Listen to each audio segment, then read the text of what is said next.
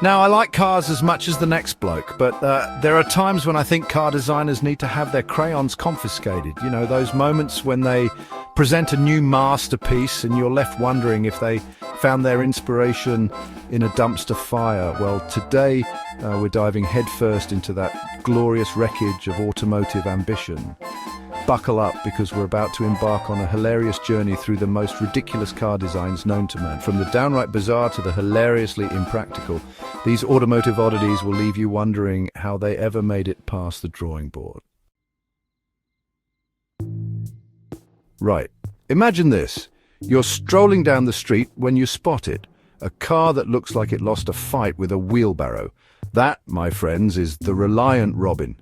A vehicle so precariously balanced that taking a sharp turn at anything above a crawl is basically considered an extreme sport. I mean, they say three's a charm, but in the case of the Robin, it's more like three's a recipe for disaster. It's a wonder this thing ever passed any safety regulations, because I swear just looking at it makes me want to call an ambulance.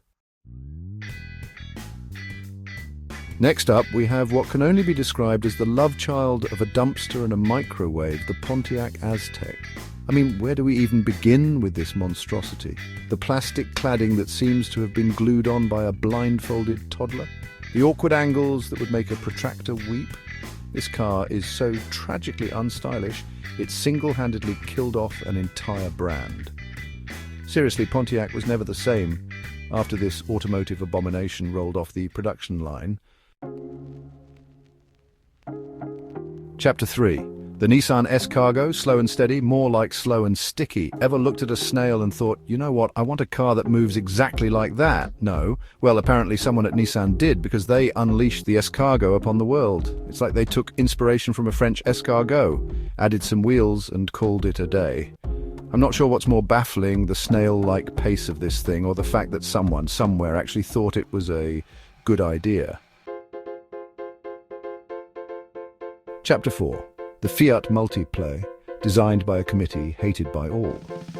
They say beauty is in the eye of the beholder, but I defy anyone to look at the Fiat Multiplay and utter the words beautiful car.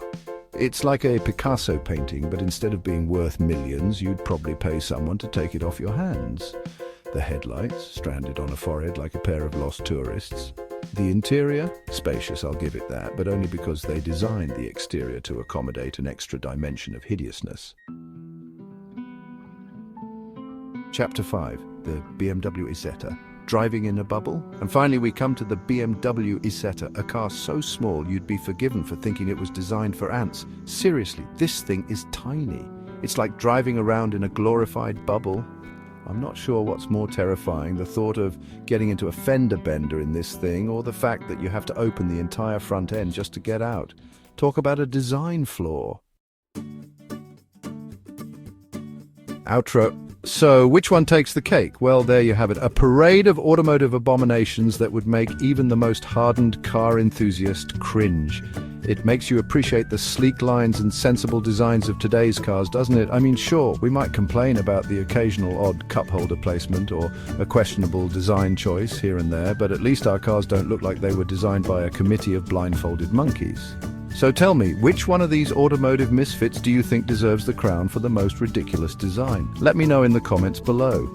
And don't forget to like and subscribe for more automotive adventures.